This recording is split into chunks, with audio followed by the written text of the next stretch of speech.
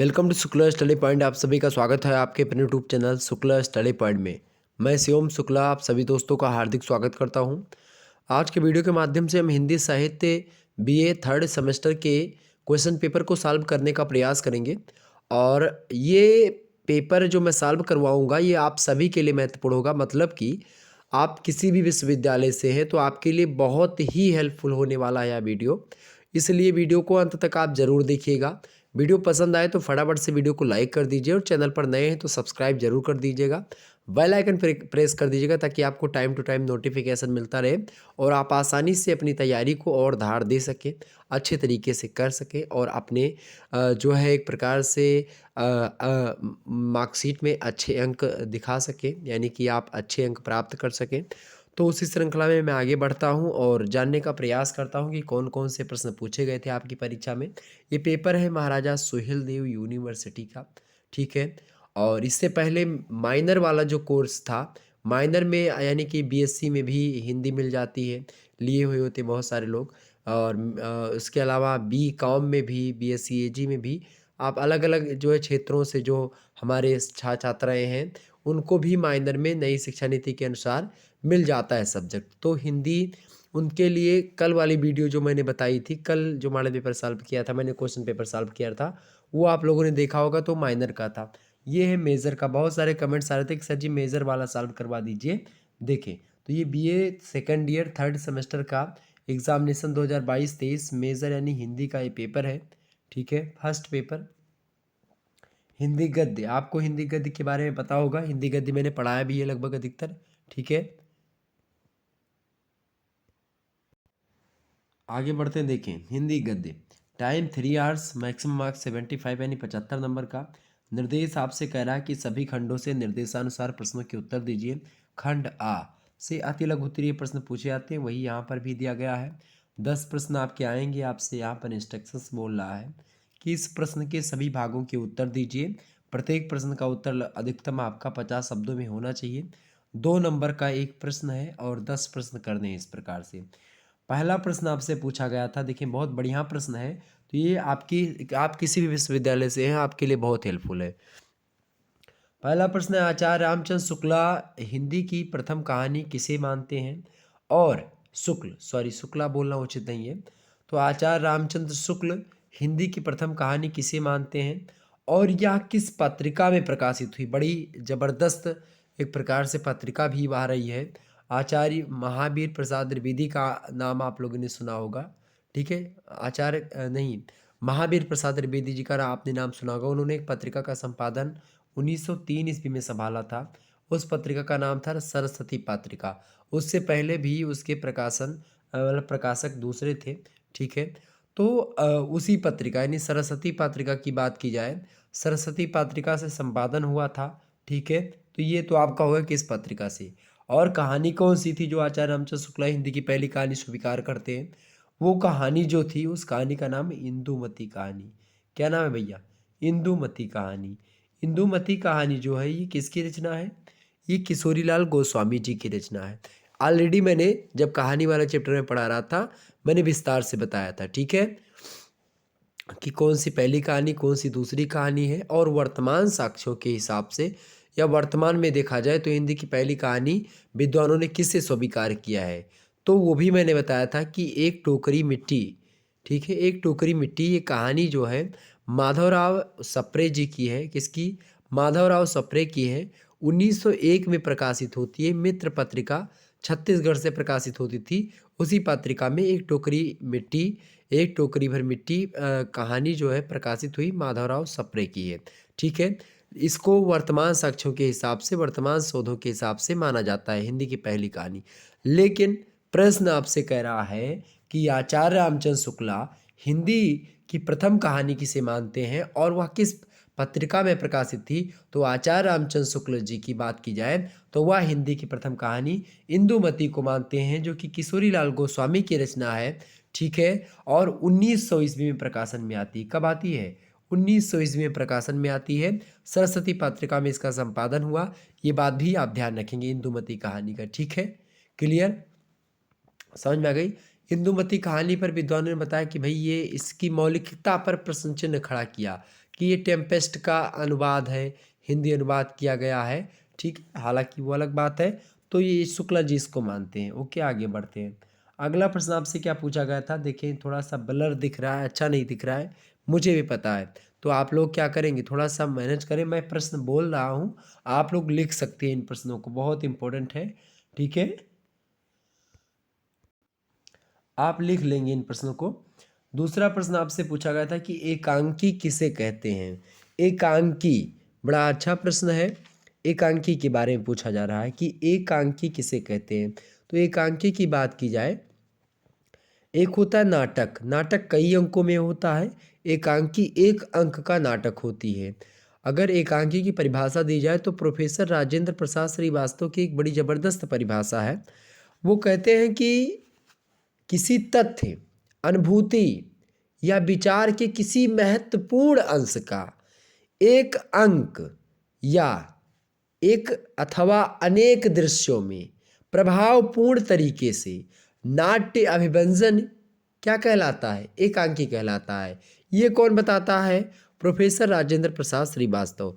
कहते हैं किसी तथ्य, कोई तथ्य है, अनुभूति है कोई, या कोई विचार है, उसके किसी महत्वपूर्ण अंश का, किसके, किसी तथ्य के महत्वपूर्ण अंश का, किसी अनुभूति के महत्वपूर्ण अंश का, किसी विचार के महत्वपूर्ण अंश का, कोई भी एक अंक या एक अथवा अनेक दृश्य, दृश्य आपके कई हो सकते हैं, अंक एक ही हो सकता है, उसका प्रभावपूर्ण तरीके से अगर नाट्य के रूप से, यानी कि जो नाट्य की अभिव्यंजना शैली होती है उसका प्रयोग करते हुए, यानी कि एक प्रकार से नाट्य शैली का प्रयोग करते हुए नाट्य अभिव्यंजन अगर किया जाता है किसी एक अंक का, किसी एक घटना के एक दो दृश्य का, तो वो आपका होता है एक अंकी। ठीक है, एक अंकी नाम से ही पता चल रहा है, क्लियर। एकांकी का अर्थ होता है एक अंक वाला, सबसे महत्वपूर्ण बात ये। और हिंदी एकांकी के जन्म के विषय में विद्वानों में मतभेद भी रहा है। एक वर्ग उन विद्वानों का है जो एकांकी का उद्गम संस्कृत नाट्य साहित्य को मानते हैं, और खास करके इसमें नाम आता है डॉक्टर सरनाम सिंह का। आधुनिक एकांकी को प्राचीन नाट्य परंपरा से जोड़ते हुए कहते हैं ये कि यह मानना कितना भ्रामक होगा कि हिंदी एकांकी के सामने कोई भारतीय आदर्श ही न था। प्रोफेसर सदगुरु शरण अवस्थी का कथन है कि यह ना समझना चाहिए कि भारतवर्ष में एकांकी थे ही नहीं, मतलब एकांकी जो है, कुछ विद्वान मानते हैं कि पाश्चात्य साहित्य से एकांकी का उद्भव हुआ है हिंदी साहित्य में, और कुछ विद्वान हैं जो कि भारतीय नाट्य परंपरा, जो कि खास करके भरत मुनि से चली आ रही है संस्कृत में, उससे उत्पत्ति मानते हैं कि एक अंकी नाटकों की उत्पत्ति हमारे संस्कृत के नाट्य साहित्य से हुई है। और निश्चित तौर पर दोनों में मतभेद भी रहा है, और जाहिर सी बात है मेरे हिसाब से देखा जाए तो एकांकी का उद्भव अपने ही भारतीय साहित्य से ही हुआ मान सकते हैं आप, लेकिन विद्वानों में मतभेद है। ये मैं किसी साक्ष्यों के आधार पर नहीं, बस वैसे बोल सकता हूँ कि भाई अपने यहाँ पर थे, एकांकी नाटक थी, संस्कृत में थे। ओके, एकांकी क्लियर, आगे बढ़ते हैं। अगला प्रश्न आपसे पूछा गया था, तीसरा नंबर, जयशंकर प्रसाद के किन्हीं 4 नाटकों का उल्लेख कीजिए। जयशंकर प्रसाद जी के 4 नाटकों के बारे में पूछ रहे हैं, और खास करके जयशंकर प्रसाद जी की बात किया तो उनके ऐतिहासिक नाटकों की संख्या अधिक है। लगभग कुल मिलाकर के जयशंकर प्रसाद जी की बात की तो 13 नाटक इनके आपको दिखाई पड़ते होंगे हिंदी साहित्य में, और मुख्य रूप से उनमें से 13 नाटकों में से 8 नाटक इनके ऐतिहासिक नाटक ही हैं, मतलब कि ऐतिहासिक नाटक इन्होंने बहुत ज़्यादा लिखे। और ख़ास करके प्रसाद जी पर यह आरोप भी लगता है कि प्रसाद जी के नाटक ये अभिनय की शैली की दृष्टि से अच्छे नहीं माने जाते हैं, यानी कि अगर इनको हम इनके नाटकों को अभिनय करवाएं तो बहुत जटिल होगा इनका अभिनय, ठीक है, यानी अभिनय नहीं हो पा रहा है इनके नाटकों का, अभिनय करने में परेशानी होती है, ठीक है। इनके नाटकों का मंचन नहीं किया जा सकता है, मतलब किया जा सकता है लेकिन कठिनाई पूर्णता से, ठीक है। तो इनके 13 नाटक है कुल मिलाकर के, जिनमें से 8 नाटक ऐतिहासिक हैं, और ऐतिहासिकता ही कहीं ना कहीं पे इनके मंचन में एक बाधा थोड़ी बहुत दिखाई पड़ती है। हालांकि ऐतिहासिकता है, ऐतिहासिकता में कल्पना का भी प्रयोग इनके नाटकों में आपको दिखाई पड़ेगा। और बाकी इनके जो 3 नाटक हैं वो पौराणिक कथाओं पर आधारित हैं, और इनका लगभग 2 नाटक है जो कि भावात्मक शैली में लिखा गया नाटक है। तो कुल मिलाकर के इनके 8 2 10 और 3 13, 13 नाटक इनके जो है ये लिखे गए हैं आचार्य जयशंकर प्रसाद जी के द्वारा। आपसे 4 नाटकों के नाम पूछ रहा है, ठीक है। तो स्कंदगुप्त एक नाटक हो गया इनका, ठीक है। चंद्रगुप्त एक नाटक हो गया। ध्रुव स्वामिनी आपके पाठ्यक्रम में संकलित है, वो एक नाटक हो गया। अजातशत्रु एक नाटक हो गया इनका। और भी लिखना चाहे लिख सकते हैं। राजश्री भी एक नाटक है इनका। विशाख भी एक इनका नाटक है। परिणय भी नाटक है। तो ये कई सारे नाटक हो गए इनके, ठीक है। थोड़ा सा गला खराब है मेरा, माफ़ी चाहेंगे उसके लिए, लेकिन फिर भी मैं, आप लोगों के कमेंट्स आए थे कि सर जी मेजर वाला भी बता दीजिए, सॉल्व करवा दीजिए, तो मैंने सोचा इसको भी सॉल्व करवा दें, ठीक है। अगला प्रश्न आपका है, बसेरे से दूर कृति की विधा और लेखक का नाम बताइए। बसेरे से दूर जो है यह क्या है? एक ये आत्मकथा का अंश है, यानी आत्मकथा है ये। तो आपसे पूछा गया बसेरे की दूर की कृति की विधा क्या है, तो सबसे पहले आप लिखेंगे कि यह आत्मकथा विधा की रचना है। दूसरी बात, लेखक कौन है इसके, तो हरिवंश राय बच्चन जी स्वयं है। हरिवंश राय बच्चन जी की आत्मकथा है क्या भूलूं क्या याद करूं। उसी का तीसरा अंश जो है, यानी तीसरा खंड है बसेरे से दूर। 1978 में प्रकाशन होता है बसेरे से दूर खंड का। देखिए एक बात यहीं पर मैं और आपको क्लियर कर दूं, जो हरिवंश राय बच्चन जी की आत्मकथा है क्या भूलूं क्या याद करूं, खास करके पहला उसका खंड है क्या भूलूं क्या याद करूं। हरिवंश राय बच्चन जी की जो आत्मकथा है वो 4 खंडों में प्रकाशित है। कितने खंडों में? 4। पहला खंड है उसका क्या भूलूं क्या याद करूं। 1969 ईस्वी में क्या भूलूं क्या याद करूं जो खंड है इसका प्रकाशन होता है। इनकी आत्मकथा का दूसरा जो अंश है उसका नाम है नीड़ का निर्माण फिर। और नीड़ का निर्माण फिर जो ये आत्मकथा अंश है हरिवंश राय बच्चन जी का, ये 1970 में प्रकाशन होता है, 1 साल के बाद में। और इसके 8 साल के बाद में हिंदू मतलब कि हरिवंश राय बच्चन जी की जो आत्मकथा है इसी का जो अगला खंड आता है बसेरे से दूर, तीसरा खंड 1978 में। नीड़ का निर्माण फिर 1970 में प्रकाशन में आता है, लेकिन उसके 10 सालों के बाद में 8 सालों के बाद में 1978 ईस्वी में बसेरे से दूर ये प्रकाशित होता है ये खंड इसका। और जो चौथा खंड है इसका उसका नाम है 10 द्वार से सोपान तक, ये 1985 में प्रकाशन होता है इसका। तो एक प्रकार से ये चीज़ें आपके समझ में आ गई। इतना अगर आप लिख देंगे तो आपका नंबर बड़े आसानी से आपको 2 नंबर मिल जाएंगे, ठीक है। क्लियर। अगला प्रश्न देखेंगे। अगला प्रश्न आपका है 5वां नंबर देखेंगे। भारतेंदु युग की किन्हीं 3 पत्रिकाओं का उल्लेख कीजिए। भारतेंदु युग की बात की जाए तो 1850 ईस्वी से लेकर के कुछ विद्वान 1843 से स्वीकार करते हैं और कुछ विद्वान 1857 से स्वीकार करते हैं कि भारतेंदु युग का प्रारंभ हुआ। खास करके भारतेंदु युग में ही हिंदी गद्य का विकास भी संभव हो सका। और उनमें सबसे महत्वपूर्ण काम जो हुआ है वो पत्र पत्रिकाओं के संपादन से ही शुरू हुआ है।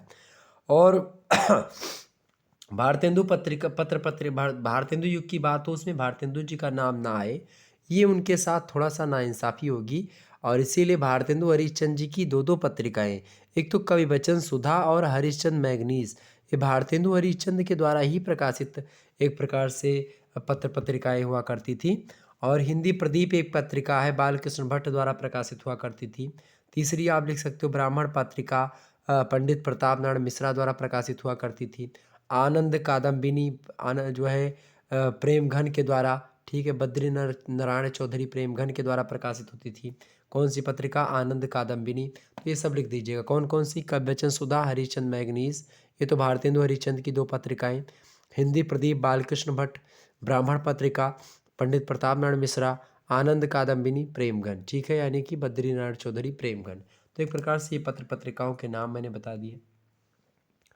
छठा प्रश्न आपसे पूछा गया था कि संस्मरण और रेखाचित्र में अंतर बताइए। संस्मरण और रेखाचित्र में क्या अंतर होता है? बड़ा अच्छा प्रश्न है, एग्जाम पॉइंट ऑफ व्यू से बहुत अच्छा प्रश्न है।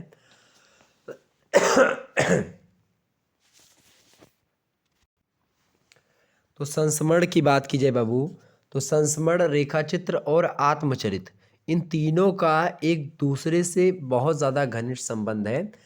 इतना घनिष्ठ संबंध है कि एक की सीमा दूसरे से कहाँ मिलती है और कहाँ पर अलग होती है ये कहा नहीं जा सकता।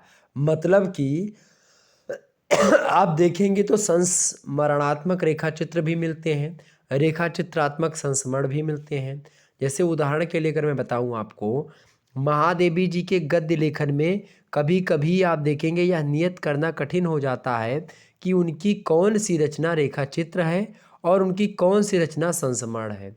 मतलब वो रचना रेखा चित्र है या संस्मरण है, महादेवी जी के संदर्भ में थोड़ा सा मतभेद रहता है विद्वानों में, दोनों में फिर भी अंतर है। रेखा चित्र और संस्मरण में अंतर है, इन सभी चीज़ों को देखने के बावजूद भी। रेखा चित्र में क्या होता है, जहाँ चित्र का महत्व अधिक होता है, संस्मरण में स्मृति का महत्व अधिक होता है। पहला अंतर यही है कि रेखा चित्र में चित्र का महत्व होता है और संस्मरण में स्मृति का महत्व होता है, ठीक है, याद का।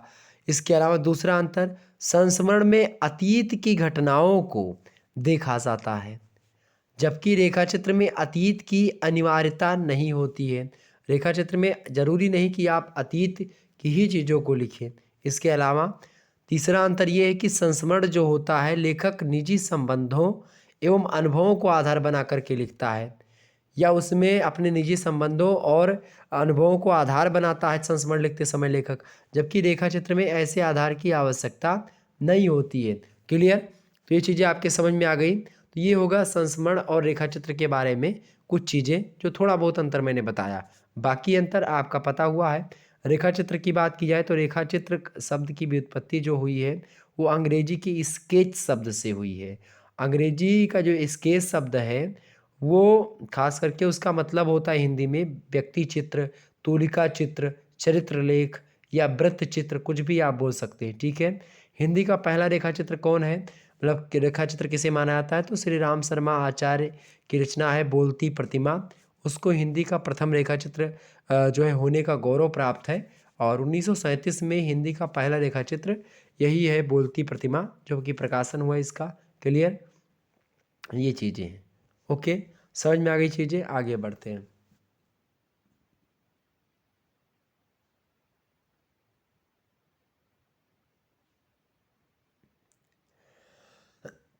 अच्छा, कुछ विद्वान जो हैं वो हिंदी साहित्य के जो है रेखा चित्र के प्रवर्तक जो हैं वो पदम सिंह शर्मा को रेखा चित्र का प्रवर्तक मानते हैं। श्रेष्ठ कहानीकार हैं पदम सिंह शर्मा, उनको, ठीक है।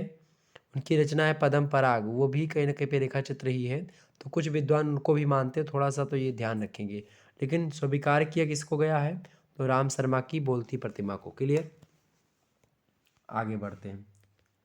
अगला प्रश्न आपसे पूछा गया, कलम का सिपाही नाम से कौन प्रसिद्ध है, बताएं भाई। एक बार जितने भी लोग दिख रहे हैं फटाफट से वीडियो को लाइक कर दीजिएगा। कलम का सिपाही किसे कहा जाता है, तो आप सभी को पता होगा कलम का सिपाही किसे कहा जाता है बाबू। कलम का सिपाही कहा जाता है मुंशी प्रेमचंद जी को, ठीक है। कलम का सिपाही उनको बोला जाता है। मैंने इस चीज़ों को बहुत बार बताया है।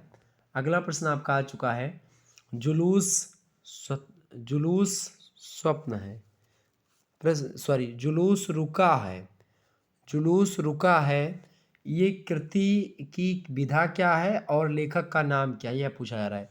जुलूस रुका है, जुलूस रुका है ये रचना है विवेकी राय की और रिपोतार्ज विधा की रचना है, ठीक है। जुलूस रुका है ये रचना है रिपोतार्ज विधा की और विवेकी राय ने लिखा। क्लियर? अगला प्रश्न आपका पूछा गया था 9वां नंबर देखेंगे, यात्रा वृत्तांत के लिए प्रसिद्ध किस साहित्यकार के बचपन का नाम केदारनाथ पांडे था।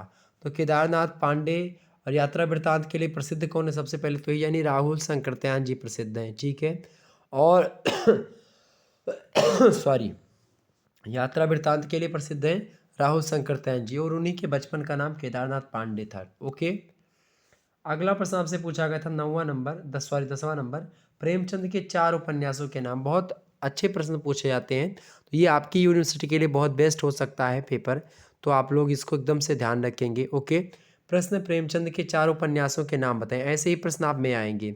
तो गोदान एक पहला उपन्यास आप लिख सकते हो, गोदान।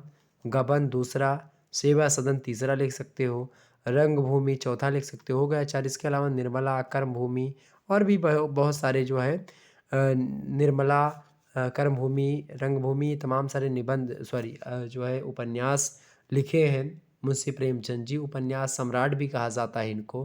300 से अधिक कहानियाँ लिखी, इसीलिए खास करके इनको कलम का सिपाही कहा जाता है। ठीक है, आगे बढ़ते हैं। अगला खंड बा। खंड बा में लघु उत्तरीय प्रश्न आते हैं और सबसे पहले आपको यहाँ पर ये बता दूं कि लघु उत्तरीय में आपको निर्देश कुछ दिया होता है। देखिए, किन्हीं 5 प्रश्नों के उत्तर दीजिए। प्रश्न संख्या 2, 3, 4 अनिवार्य है, ये महत्वपूर्ण चीज़ है, यानी कि व्याख्या जो है आपका अनिवार्य आपका देगा। प्रत्येक प्रश्न का उत्तर लगभग 200 शब्दों में आपको देना है। ठीक है, 7 नंबर का एक प्रश्न है, 5 क्वेश्चन आपको करने पड़ेंगे, जिनमें से 3 व्याख्या आपकी अनिवार्य है। देखिए, दूसरे नंबर में आपको व्याख्या ही दी गई है। दूसरा प्रश्न है कि निम्नलिखित गद्यांश की संदर्भ सहित व्याख्या लिखिए। संदर्भ सहित व्याख्या, आपसे संदर्भ यहाँ पर पूछा गया। सबसे पहले इसको पढ़ते हैं, देखते हैं क्या है, कहाँ का है। देखिए, प्रश्न आपका है, देखिए कि बरसात के दिन है, सावन का महीना, आकाश में सुनहरी घटाएं छाई हुई है, रह रह कर रिमझिम वर्षा होने लगती है। अभी तीसरा पहर है, पर मालूम ऐसा हो रहा है कि शाम हो गई है। आमों के बाग में झूला पड़ा हुआ है, लड़कियां झूल रही हैं, कोई कजली गाने लगती है, कोई बारहमासा गाती है। इस ऋतु में महिलाओं की चाल स्मृतियां जाग उठती हैं। ये कहाँ का गद्यांश है, किस पाठ का गद्यांश? सबसे पहले तो हमको यही जानना पड़ेगा, तो किसका है भाई, ये फटाफट से बताने का प्रयास करेंगे।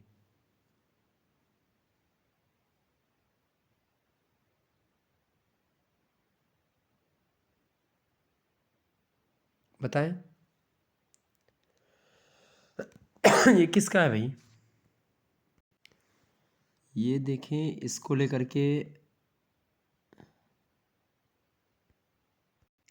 चले, इसको छोड़ते हुए हम आगे आगे बढ़ते हैं। ठीक है, अगला देखिए, अथवा करके आपको दिया जाता है। मान लेते ये नहीं पता है, तो मान लेते हैं हमको ये नहीं पता है। अब आगे बढ़ते हैं थोड़ा सा, इसके अगला अगला जो दिया हुआ है तो वो ज़रूर आपको पता होगा, मतलब दो में से एक तो पता ही हो जाएगा आपका वहाँ पर जब पहुँचेंगे। अथवा करके आपको दिया हुआ यहाँ पर कि मैं केवल यही कहना चाहती हूँ कि पुरुषों ने स्त्रियों को अपनी पशु संपत्ति समझकर उन पर अत्याचार करने का अभ्यास बना लिया है। वह मेरे साथ नहीं चल सकता। यदि तुम मेरी रक्षा नहीं कर सकते, तो अपने कुल की मर्यादा, नारी का गौरव नहीं बचा सकते, तो मुझे बेच भी नहीं सकते हो। हाँ, तुम लोगों को आपत्ति से बचाने के लिए मैं स्वयं जहाँ से मतलब यहाँ से चली जाऊँगी।